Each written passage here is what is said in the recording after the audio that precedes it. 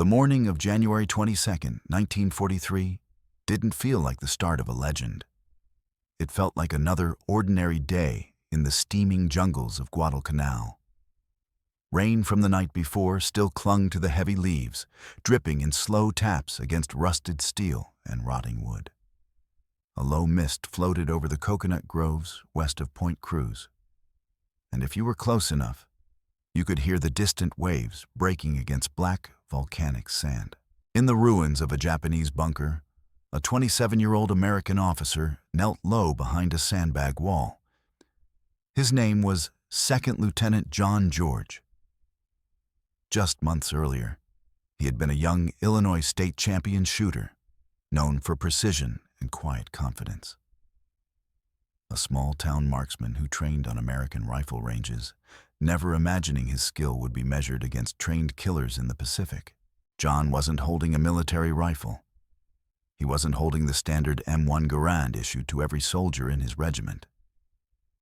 He was gripping something soldiers mocked from the moment they saw it. A hunting rifle, a sporting gun.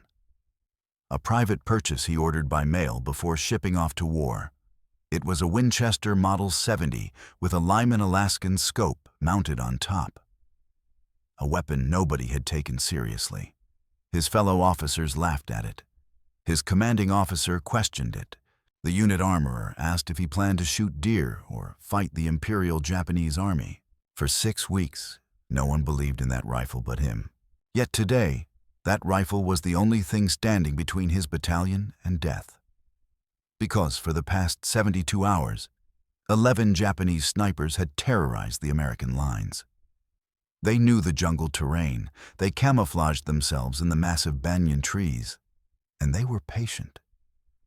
They were killing American soldiers faster than malaria or artillery. 14 dead in 3 days. No one could stop them. Until now. John lay behind the rusted bunker wall and scanned the groves through his 2.5 power scope. He wasn't nervous. He wasn't shaking. He wasn't wondering if the others were wrong. The jungle was loud with insects and birds and distant gunfire. But John filtered out every distraction. He had trained to notice movement where others saw only leaves. He waited. He breathed. He watched. The moment didn't announce itself. It didn't arrive with drama or music or heroic fanfare. It appeared quietly, like a shadow slipping across the top of a banyan tree 240 yards away. No breeze moved the branches. No wind stirred the air. Just one small shift of leaves. A shape, a silhouette, a man. John took a slow breath and centered the crosshairs. For weeks, soldiers had died because no one could find the snipers in those trees. For weeks, the jungle had belonged to the enemy. The U.S. Army had marched through the Pacific with artillery, tanks, and air support. But none of it mattered against men hidden in the treetops with scopes and patience. Now the advantage belonged to John. He squeezed the trigger.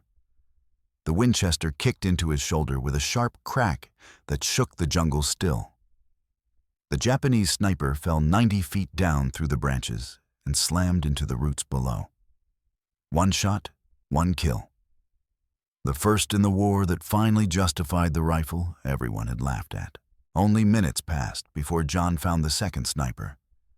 Another Japanese soldier moving down the trunk of a tree 60 yards away from the first. Maybe he was repositioning. Maybe he was panicking. It didn't matter. John led the target, fired again, and the second man fell. 2 kills, 2 shots. The battalion finally understood. John George wasn't just another infantry officer. He was the one person who could beat Japan at their own game. But the jungle was far from quiet. The banyan trees hid more than rifles. The sniper teams didn't work alone. They hunted in pairs. 1 shot from the enemy landed 6 inches from John's head, ripping sand and dirt across his face. He stayed low.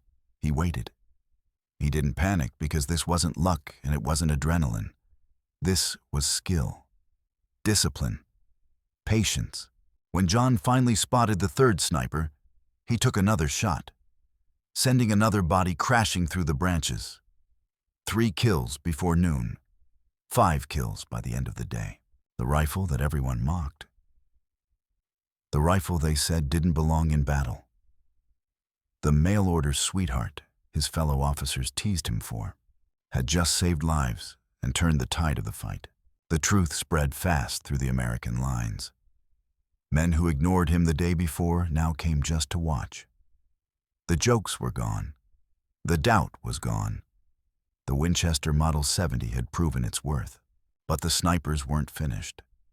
They were adapting. They were learning. They were hunters too.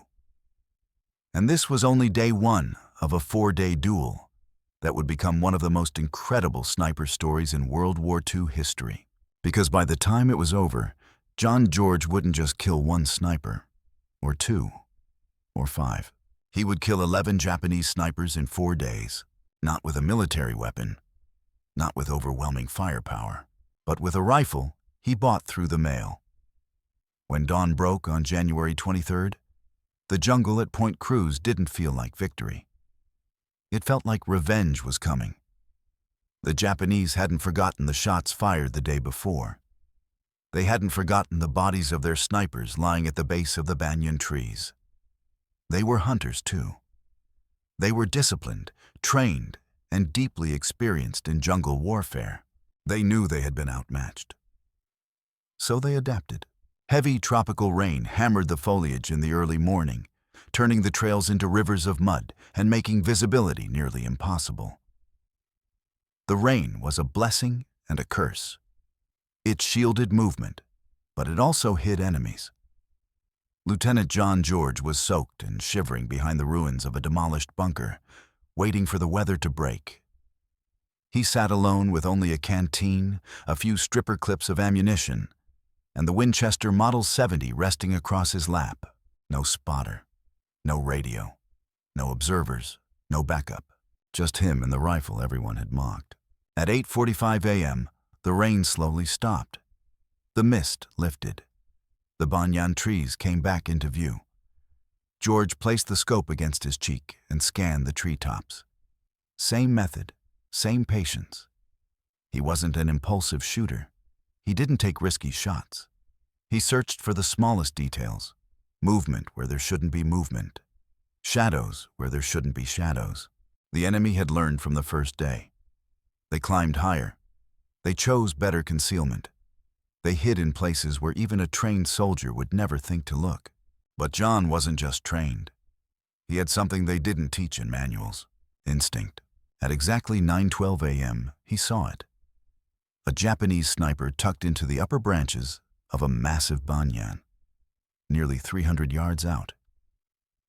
Longer distance than the day before. Smarter placement. That was fine.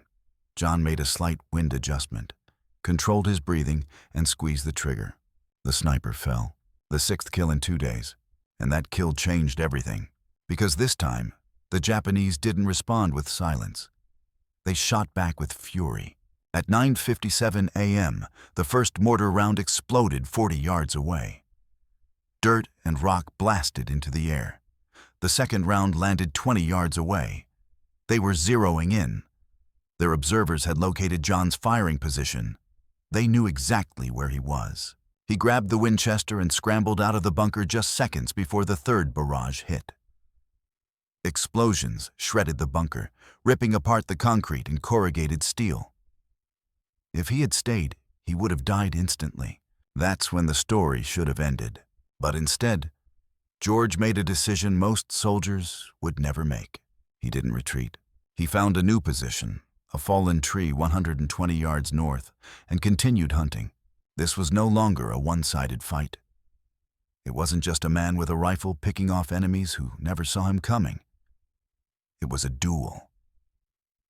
The Japanese were trying to kill the man who had humiliated them. They were changing tactics, waiting longer between movements, choosing angles with better concealment. But patience is a weapon. And John was better with it than they were. At 2:23 p.m., he spotted the 7th sniper. One breath, one squeeze, one shot, By 3:41 p.m., he killed an eighth. It wasn't luck. It wasn't coincidence. It was pure mastery. And then something remarkable happened. Word spread through the battalion. Men who had laughed at his mail-order rifle started coming to watch. They whispered about the kills. They watched the trees with him. They followed his eyes, his breathing, his steadiness. For the first time, they understood the difference between shooting and precision marksmanship. They saw why his rifle wasn't a joke, why it wasn't just a hunting gun. They watched him track invisible enemies with calm determination. But John sent them away. He didn't want an audience. He didn't want glory. And he knew the truth about sniping that Hollywood never shows. Spectators die first. The Japanese snipers finally changed tactics again. They stopped moving during the daylight. They stayed concealed deep in the banyan trees, waiting for their moment. They were studying John just as he was studying them. By late afternoon, the jungle went quiet. No shots, no movement. No snipers. And that silence was a warning. It meant the enemy was learning. They were adjusting for the next day. They were preparing for something dangerous. John cleaned his rifle, oiled the action, and prepared for day 3. Captain Morris, who had once ordered George to leave the toy rifle behind, now spoke to him with respect and urgency. He asked for a debrief. George's answer was simple. 8 Japanese snipers dead. 5 remained. And those 5 would be the best. As the sun set over Point Cruz, John sat alone with his rifle and a simple truth that every soldier in war eventually faces. Tomorrow would be harder. The snipers were smart. They were relentless. They were watching him now. John wasn't just hunting them anymore. They were hunting him too. January 24th, day 3. The rain came back before dawn, pounding on the jungle like steady artillery fire. It flooded the ground, filled every trench and crater, and turned the entire battlefield into a swamp. The air was thick with humidity and steam rising off the earth. Most soldiers would have waited for the storm to pass. John George did not wait. He knew the snipers were still out there. He knew they weren't giving up. The rain was the perfect distraction. It drowned out footsteps, masked motion, erased sounds. It also erased mistakes. And right now, John wasn't just fighting to kill the enemy. He was fighting to stay alive. At 5:30 a.m., the storm finally softened into a drizzle. He took advantage of the lull and moved to a new position. Not the bunker from day 1, not the fallen tree from day 2. Those positions were compromised. The enemy had watched them. So John crawled to an old Marine machine gun nest, now abandoned and covered in moss. A cluster of rocks gave him elevation and cover. He set his rifle down, looked through the scope, and once again began the slow, patient routine that defined his skill. Scanning the tree line 1 inch at a time. This time, the kill wouldn't be easy. At 8:17 a.m., he found sniper number 9. The man was hiding in a palm tree only 40 feet up. That was unusual. Japanese snipers usually took the highest ground, but this one had chosen concealment instead of elevation. The palm fronds formed a perfect natural screen. Too perfect. George froze. Something in his brain told him the shot was wrong. It was too obvious. Too easy. After 2 days of smart, deadly, disciplined snipers, this didn't match the pattern. That's when he realized the truth. It was bait, a decoy. Somewhere nearby, the real sniper had set a trap. One shot at the palm tree would reveal John's exact position. The enemy was learning. They knew he moved between locations. They knew he hunted alone. They knew he preferred to shoot from elevation. And somewhere in that forest, the hunter was waiting for his mistake. So John stopped aiming at the decoy. He widened his scanning field and searched the tree line for anything out of place. A shadow, a reflection, a silhouette. 11 minutes passed in complete silence. Then he found it, a second sniper. 91 feet up in a banyan tree northwest of the decoy. hidden behind thick branches, covered perfectly. Rifle pointed directly toward John's old position at the fallen tree. That was the true killer. The Japanese sniper was doing exactly what John would do, waiting for movement and waiting for a shot at the man who had humiliated his unit for 2 days straight. John made the most dangerous decision of his life. He aimed at the decoy. He squeezed the trigger. The decoy sniper fell from the palm tree. Before the enemy could react, John swung the barrel of the Winchester and fired again. One smooth, practiced motion. The real sniper shifted in shock, turning toward John's location. Too late. The shot hit square. The second sniper tumbled out of the banyan and fell through the branches. 2 killers down in seconds. 10 Japanese snipers had now fallen to a rifle that was never supposed to go to war. But the jungle didn't stay quiet for long. Machine gun fire erupted from the tree line 6 seconds later. They had been watching, waiting for return fire, waiting for John's mistake. He dove from the rocks and sprinted to a drainage ditch filled with brown water. Bullets tore through the jungle above him. One round ricocheted off stone, another struck a log where he had been seconds earlier. The shooters weren't guessing. They knew someone was killing their men. John slid into the muddy trench until only his eyes and the scope stayed above the surface. He held the Winchester out of the water to protect the barrel. He waited. He listened. Something had changed. On the first day, they hunted him from trees. On the second day, they bombarded his position with mortars. But on day 3, the Japanese snipers switched tactics again. They were done shooting from distance. Now they were coming for him on foot.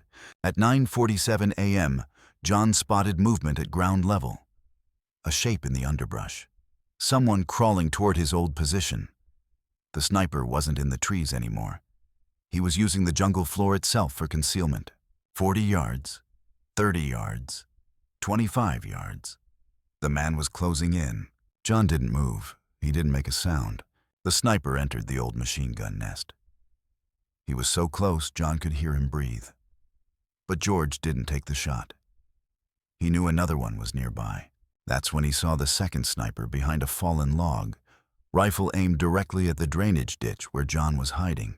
They weren't just trying to kill him anymore. They wanted to flush him out. They wanted a clean shot. John waited for the single moment both men turned away. 10:13 a.m. The first sniper left his position and moved east. The second did the same, sweeping the jungle floor, searching for the ghost who had haunted them for 3 days. John rose from the water. One shot. The first sniper went down. Bolt open, new round in. Second shot. The second sniper fell. That was sniper number 10. And now the entire jungle knew exactly where John George was. And day 3 wasn't over yet. John George had killed 10 Japanese snipers in 3 days. 10 men who were trained, disciplined, and deadly. 10 men who had terrorized the American lines for 72 hours.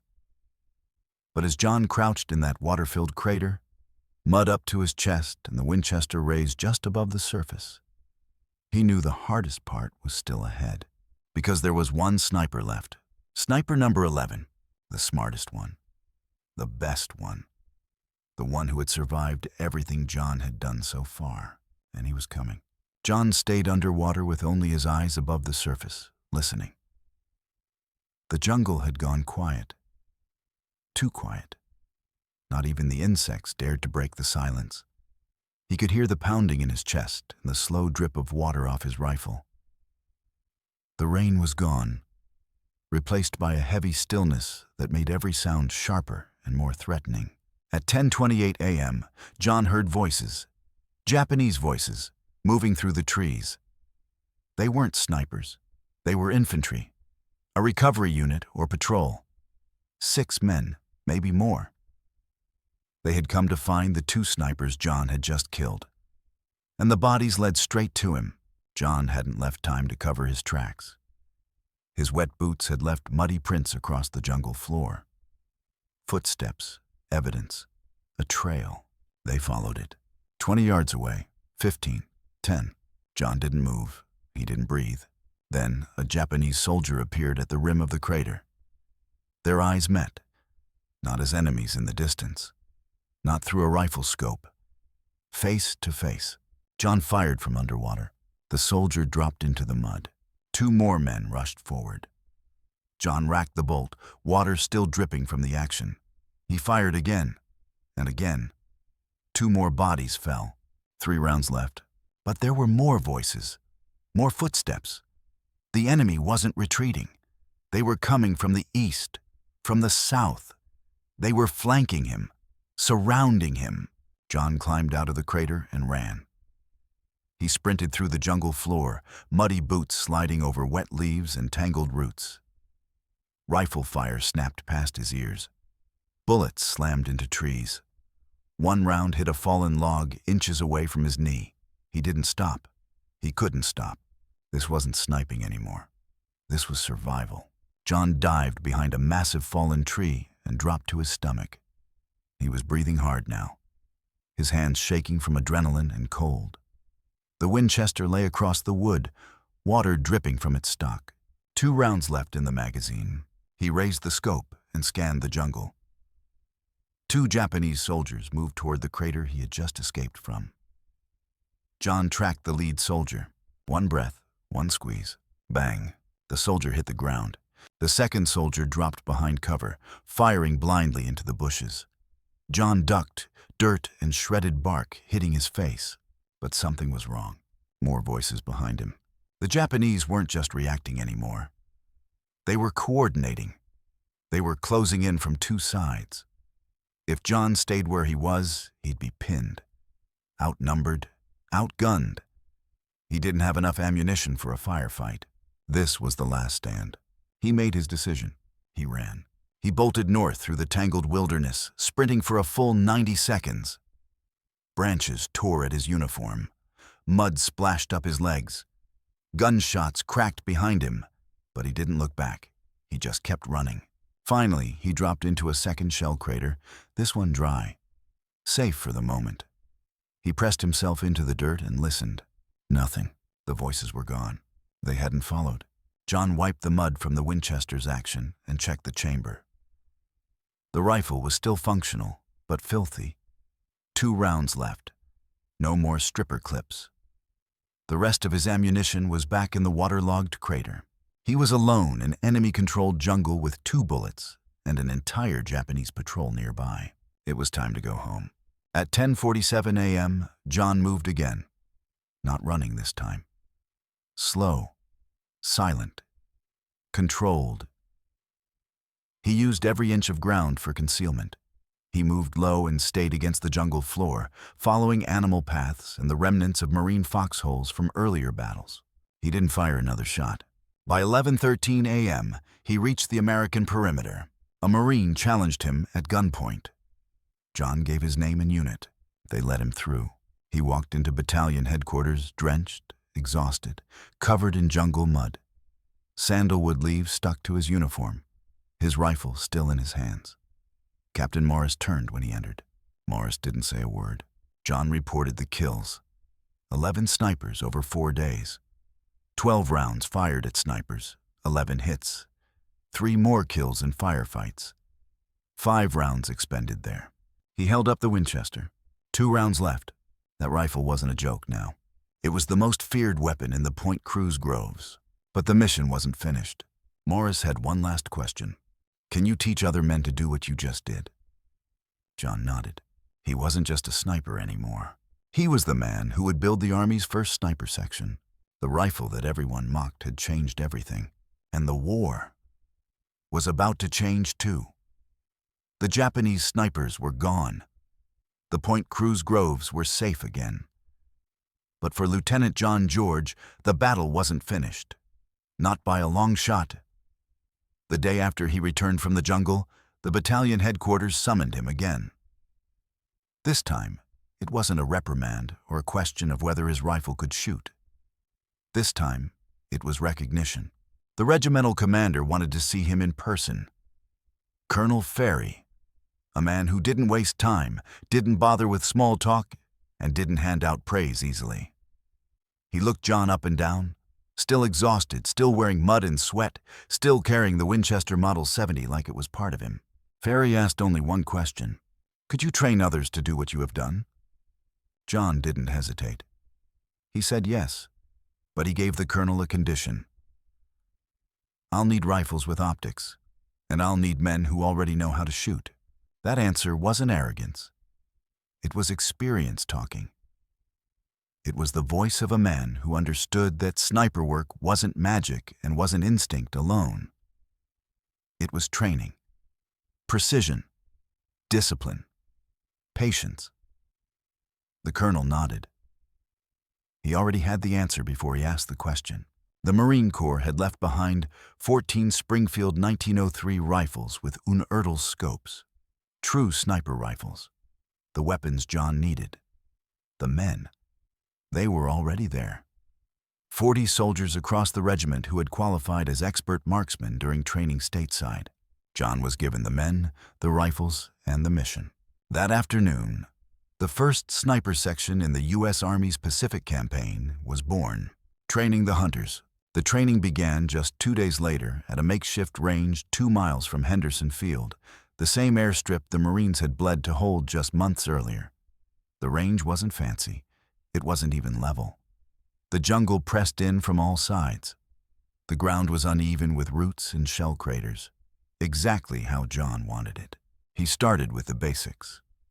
Breathing control, trigger squeeze, steady support.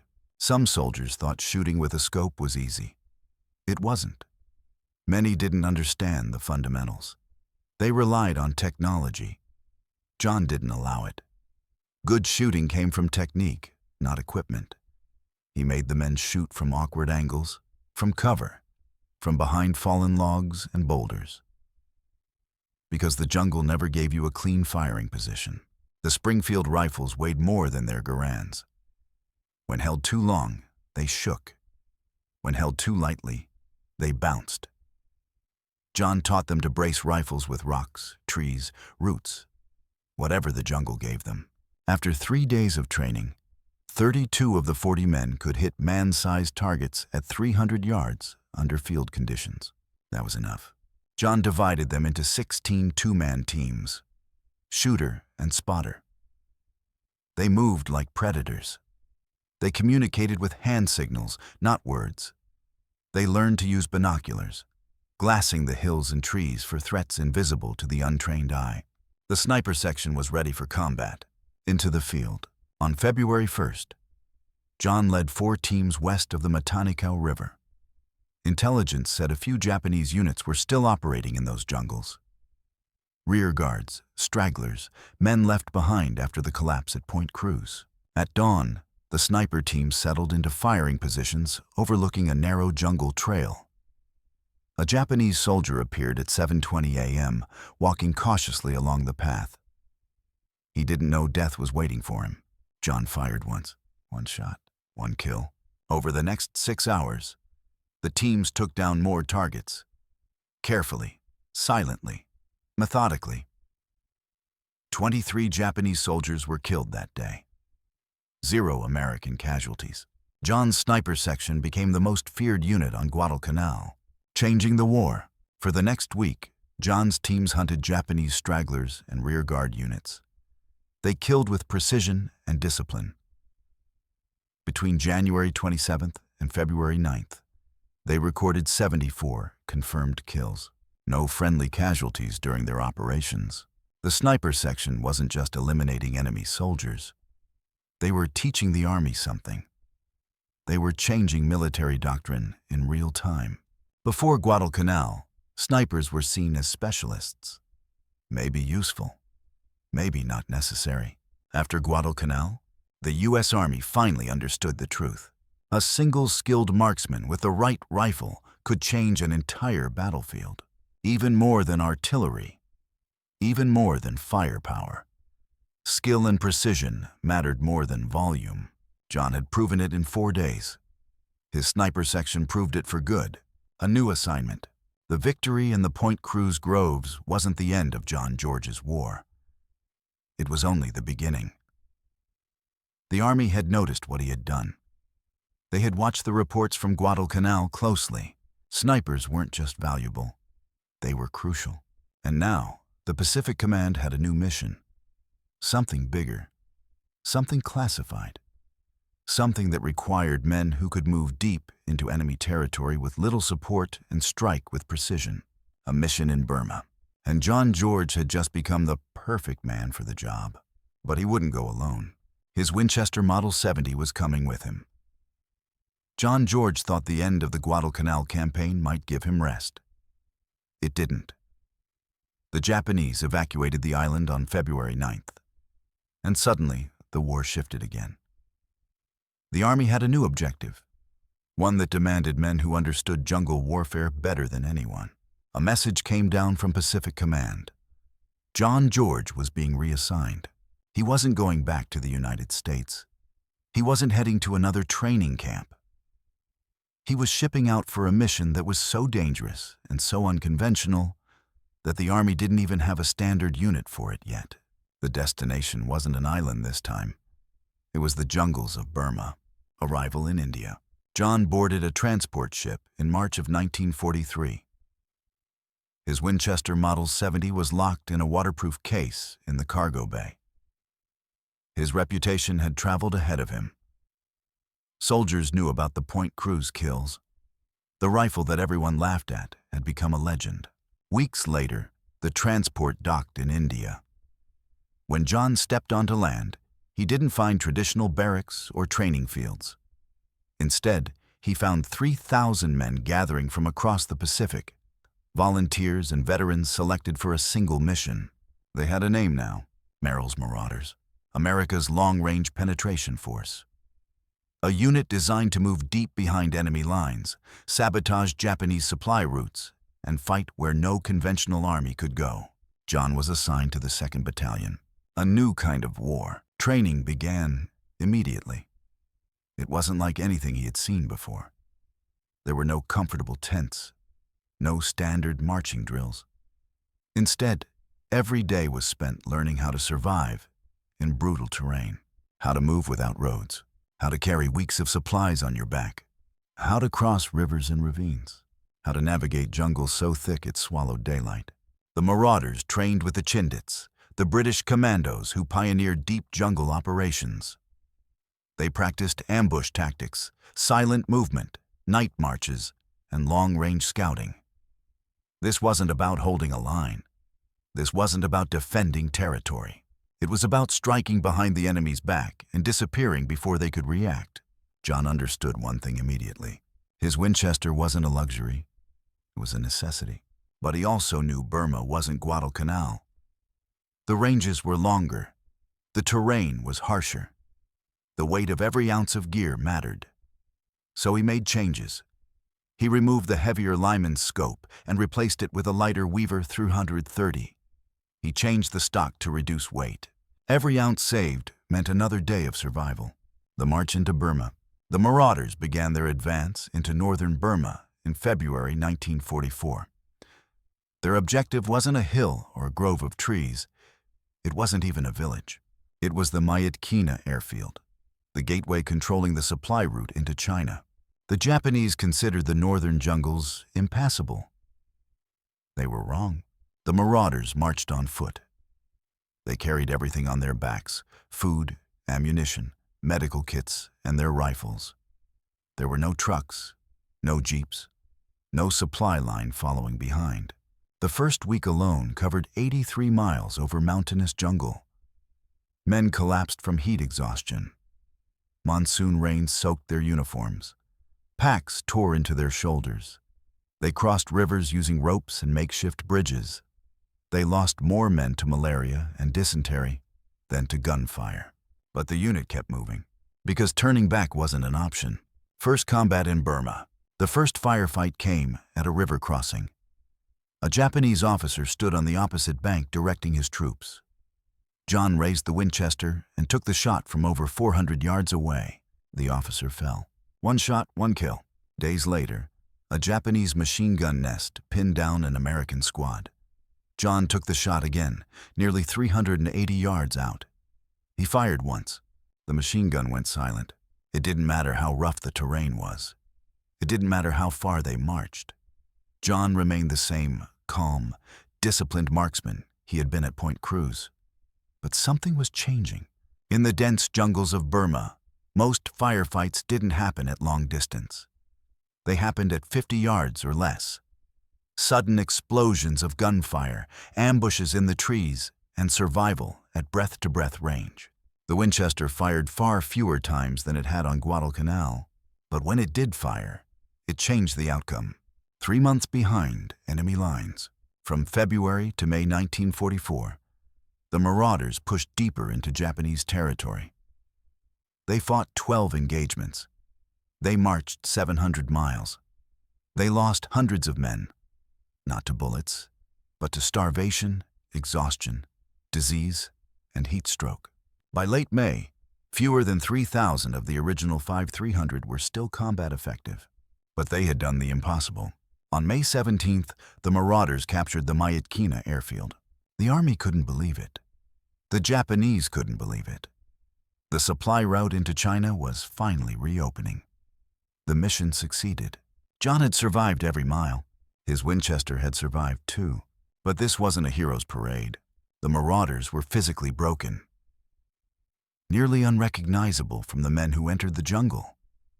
Their boots rotted. Their uniforms were shredded. Their bodies were scarred by the jungle itself. Yet they had done what entire divisions could not.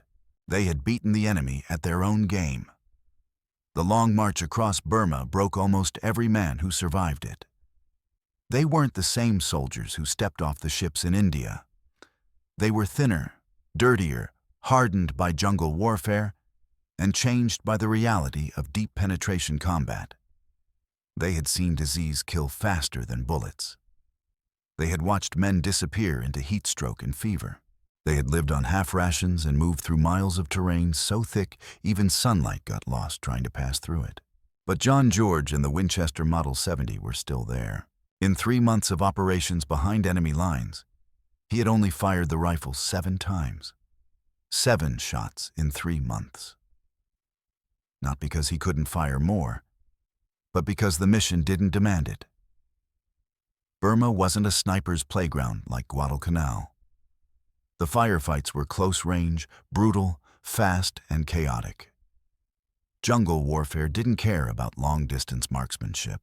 But when John did fire the Winchester, it mattered. His first shot in Burma dropped a Japanese officer at over 400 yards. His second silenced a machine gun pinning down a patrol. His third took out a hidden sniper threatening an ambush. Each time, he fired once. No second shot. No follow-up volley. John had learned long ago that the sound of one rifle shot was a signal. It told the enemy where you were. It exposed your position. The second round was the one that got you killed. Shoot, move, disappear. That became his rule, and it worked. The Marauders break the enemy's back. By May 1944, the Marauders had done what no other force could. They reached the Myitkyina airfield. The prize, the objective that every commander in the Pacific had said was critical. The Japanese believed it was impossible for an American unit to reach it on foot. They were wrong. The Marauders attacked with exhaustion in their bones, but determination in every step. When the airfield fell into American hands, the Japanese defensive line in Burma shattered. For the first time, Allied supply routes into China could reopen. The war changed, but the victory came with a cost. The men were sick. Some could barely stand. Malaria ran through the ranks like wildfire. For every enemy soldier the Marauders killed, disease had taken 5 of their own. John saw men collapse mid-march and never get back up. He saw soldiers carried out on stretchers with fevers over 105 degrees. He saw men lose weight until they were almost skeletal. This wasn't glory. This was survival. The end of the campaign. By the end of June, John was done. Not because he wanted to be, because his body demanded it. He had survived mortar fire, sniper traps, ambushes, and firefights. But the jungle was relentless. It took something from every man. John was evacuated from Burma after the campaign. He wasn't wounded by a bullet. He was wrecked by disease and exhaustion like so many others. His time with Merrill's Marauders was over. But it wasn't the end of his military career. The Army recognized what he had accomplished. The Winchester Model 70 had been carried from Illinois to Tennessee to Guadalcanal to India and into Burma. It had become more than a hunting rifle. It was a symbol of everything the Army had been forced to learn about modern warfare. Precision beats volume. Accuracy matters more than firepower. One skilled marksman can change a battle. John returned to the United States in 1944. The Army promoted him to captain and sent him to Fort Benning, Georgia. There, he wasn't given a rifle. He was given a classroom. He trained new infantry officers in jungle warfare, marksmanship, and the tactics he had refined in combat. The war was changing again. America was shifting toward industrial firepower. Bigger armies, bigger weapons, mass production. But John represented something older and more personal. The belief that an individual soldier could influence a battlefield through skill rather than numbers. A rifle's journey. John kept the Winchester in a footlocker. It wasn't shiny anymore. The wood was scarred. The metal was worn. The scope had weathered India, Burma, Guadalcanal, and the Pacific. But it still worked. It had killed at least 14 enemy soldiers in confirmed engagements, and likely more. It had saved American lives. It had proven every officer wrong. It had changed the Army's thinking on snipers forever. Burma didn't make John George famous. There were no parades. There were no medals pinned on stage. But among the men who had fought beside him, those who marched with Merrill's marauders, John earned something more valuable: respect. They never laughed at the Winchester again. They knew exactly what that rifle meant, because they'd seen what it could do. But John's story didn't end when the fighting stopped. He would return home, become a scholar, a writer, and a historian. He would write one of the most important books on small arms combat in World War II.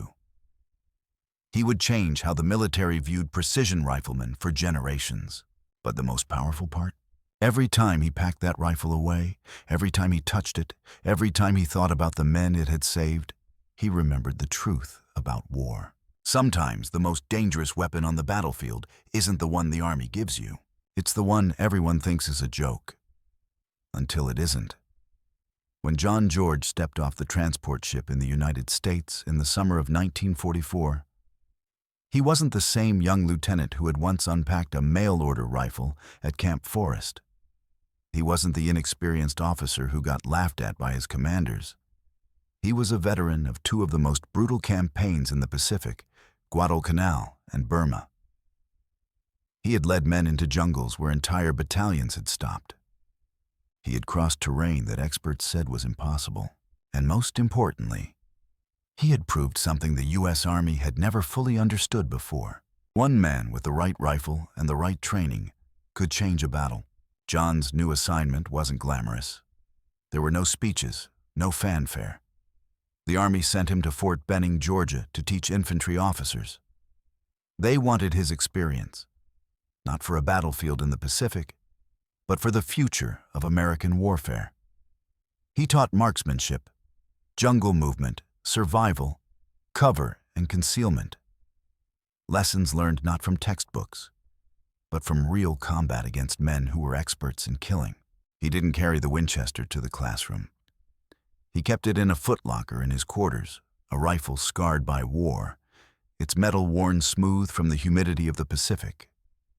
It had traveled more miles than many soldiers did. It had fired only when necessary. It had saved the lives of men who didn't even know his name. And yet, even as the war continued into Europe and the Pacific evolved into massive combined arms operations with tanks and bombers, something important was happening quietly in the background. The Army was changing. Sniping wasn't an afterthought anymore. It wasn't a specialty for only a few eccentric marksmen. It was a critical military skill. A rifleman like John George didn't just kill the enemy. He shaped the battlefield. The Winchester Model 70 had become a symbol of what precision and discipline could accomplish. The war moves on without him. America fought deeper into the Pacific. Marines stormed Iwo Jima. Soldiers fought in the Philippines. Paratroopers jumped into France. The war became larger and louder and more industrialized. Big weapons, big armies, big strategy. But John didn't regret leaving the front line. He had done his part. He had trained others to fight smart, shoot well, and survive. He earned 2 Bronze Stars, a Purple Heart, and the Combat Infantry Badge before the war ended. He had nothing left to prove. In January of 1947, after 5 years of service, the Army discharged him as a lieutenant colonel. John George went home, but the Winchester didn't disappear into a closet or a pawn shop. He kept it. Not as a trophy, but as a reminder. Some rifles exist only to be polished and collected. This one had been carried thousands of miles and had taken enemy lives when it mattered most. A new life begins. After the war, John didn't stay in the military. He didn't retire quietly. He didn't become a gunsmith or shooting instructor. Instead, he walked into the halls of American academia. He earned a degree from Princeton University, one of the most prestigious schools in the world. From there, he traveled to Oxford, England for more study. He became an expert in politics and African affairs. He eventually joined the State Department, and for years, no one knew about Guadalcanal. No one knew about Burma. No one knew about the rifle that wiped out 11 Japanese snipers in 4 days. John kept the memories to himself. Maybe he didn't want recognition. Maybe he didn't want to be remembered only as a marksman. Maybe the war was simply something he didn't need to talk about anymore. Yet something inside him wouldn't let those memories vanish. Something told him that the war, the tactics, the weapons, the lessons, needed to be written down before time buried them like vines in a jungle. So in 1947, he began writing. A rifleman becomes an author. John wrote with the same discipline he had used in combat. No exaggeration, no Hollywood drama, just truth. He described equipment, ammunition, accuracy, reality. He explained the difference between theory and survival. He documented the exact conditions of jungle warfare. 6 months later, he had a manuscript over 400 pages long. A friend from the National Rifle Association read it. He was shocked. The book wasn't just good, it was a masterpiece. He convinced John to publish it. The title was simple and unforgettable. Shots Fired in Anger. The book became an instant classic, not just among collectors or hobbyists, but among soldiers, historians, and military researchers. It wasn't a story of heroism or medals. It was a manual for surviving war. It was the truth told by a rifleman who had faced some of the best snipers in the world and won. And the Winchester? John kept it with him through every chapter of his life. He carried it from Illinois to Guadalcanal to Burma to Georgia. He never sold it or traded it. He kept it in a case, not as a souvenir, but as a reminder of what skill and courage could do. Not a military rifle, not a factory-issued weapon. A rifle bought through the mail, the same riflemen mocked. The same rifle that changed the way the American military thought about precision and warfare. John George didn't need to tell his story, because the rifle already had. Years passed. The Second World War came to an end. Men came home and built new lives, new families, new careers. The world changed. New rifles replaced old ones. New battles replaced old memories. And for most veterans, the stories stayed locked away. But not John George's story, and not the story of his rifle. In 1947, his book was published. It did not get a Hollywood premiere or a national book tour. It didn't appear on bestseller lists. It didn't have a flashy cover or dramatic title. It had something better. Truth. Shots Fired in Anger was not a memoir written for glory. It wasn't a novel, and it wasn't a dramatization. It was a detailed, clinical record of what really happened in the Pacific. John didn't write about heroism. He wrote about rifles, ammunition, marksmanship, the jungle environment, and what worked under fire. He wrote about mistakes, about how the U.S. military underestimated sniping, about how equipment mattered less than training, about how a single shot could change a battle. The book became a hidden treasure among soldiers and historians. It was passed from hand to hand, like a secret. It was quoted in military manuals. It was studied by weapons collectors and used as a reference for future sniper doctrine.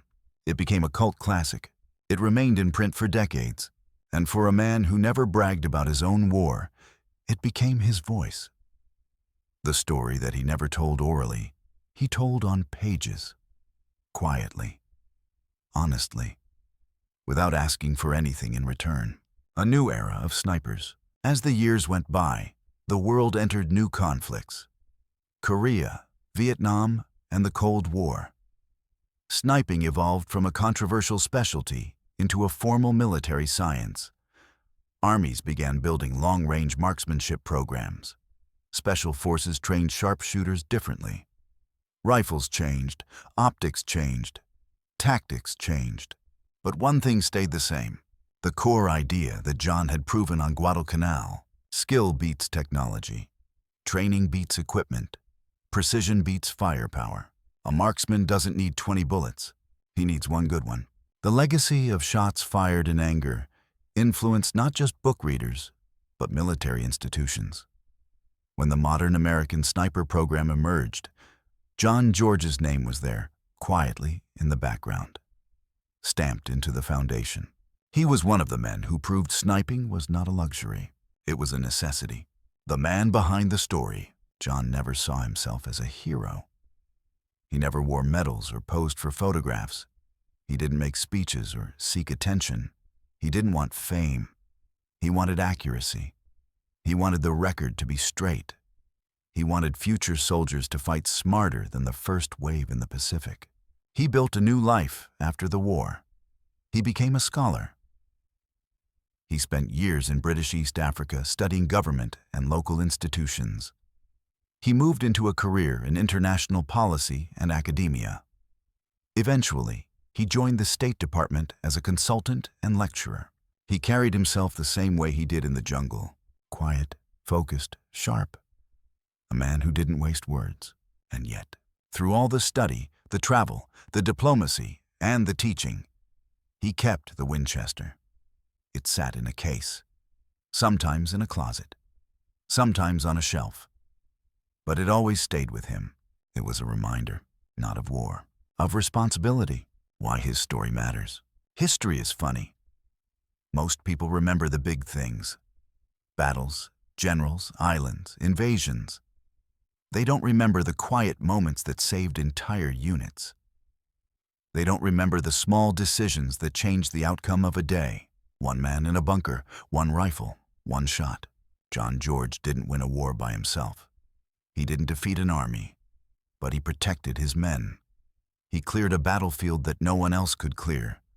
He answered the call when men were dying and nobody had a solution. And he did it with a rifle that everyone laughed at. That is the part of the story that hits hardest today. It's the reminder that greatness doesn't always come from official orders or issued weapons or military doctrine. Sometimes it comes from the man who thinks differently, the man who refuses to give up, the man who knows what he can do and proves it when everyone else has failed. Approaching the final chapter, John George grew older. He watched new generations of soldiers go to war. He watched America change and grow. He watched technology evolve and weapons become more powerful. But one fact never changed: a good rifleman matters, skill matters, discipline matters. The same truth that applied in the jungles of Guadalcanal still applies today. Every time a sniper lines up a shot for a vital target, they are repeating a lesson taught in 1943 by a young lieutenant who walked into the jungle alone. Time moved on, but the legend didn't. The last chapter of John's life was still ahead. His story wasn't over. His rifle wasn't done speaking. There was one more place where the Winchester Model 70 would rest, and one final lesson that history needed to hear. John George lived long enough to see the world change in ways no soldier from Guadalcanal could ever have imagined. He watched new wars rise and fade: Korea, Vietnam, the Gulf War. He watched America become a superpower. He watched the tools of warfare evolve from bolt-action rifles to modern semi-automatics, from iron sights to night vision optics, from jungle ambushes to precision strikes. He watched the sniper profession grow into something official. Schools, training programs, specialized rifles, professional doctrine, and battlefield respect. He saw a new generation of sharpshooters carry on the lessons he wrote in Shots Fired in Anger. He saw his ideas become standard military thinking. But through all of that, through the wars, the inventions, the changes in the world, he never forgot the rifle that made it all possible. The Winchester Model 70. It was his silent partner, his constant companion, the weapon nobody believed in, the one that saved lives when the jungle was trying to take them, the rifle that turned a state champion into one of the most effective marksmen in the Pacific. After the war, it never fired another shot. It never went back into combat. But it never lost its meaning. It remained a symbol, a reminder of one soldier, one rifle, and one mission that changed everything. John George died on January 3, 2009. He was 90 years old. He did not die forgotten. He did not die in silence. His family, friends, students, and fellow veterans knew exactly who he was. He left behind a legacy of courage and skill, but more importantly, he left behind a story, one that doesn't fade. After his death, the Winchester Model 70 was donated to the National Firearms Museum in Fairfax, Virginia. It wasn't placed in a corner. It wasn't treated like a museum filler piece. It was given a place in the historical display cases. It sits behind glass today, on quiet display. Most visitors walk past without stopping. To many, it looks like any other hunting rifle. Plain wood stock, simple scope, bolt action, no special markings, no golden plaque, no heroic shine. Just a rifle from another era. But if you stop and look closely, you see it differently. You see the rifle that cleared the Point Cruz groves in 4 days, when an entire battalion couldn't clear them in 2 weeks. You see the rifle that killed 11 Japanese snipers with 12 shots. You see the rifle that protected American lives when nothing else could. You see a story. You see the proof that one skilled marksman can change history. You see the rifle that everyone laughed at, until it wasn't funny anymore. Why this story matters today. Modern warfare often feels too big for individuals. We picture armies, tanks, aircraft. We imagine overwhelming force. But John George proved something timeless. One person can make a difference. One rifle in the right hands is more powerful than an entire unit in the wrong hands. One soldier who refuses to give up can change the outcome of a battle. Tenacity, discipline, courage. Those things never go out of style. That lesson doesn't belong only to the battlefield. It belongs to life itself. People will laugh at you. They will doubt you. They will mock your dreams, your tools, your ideas. They will tell you something isn't good enough, isn't strong enough, isn't real enough. But none of that matters. The only thing that matters is what you do when the moment comes. When the world needs someone who won't flinch, who won't hesitate, who won't quit.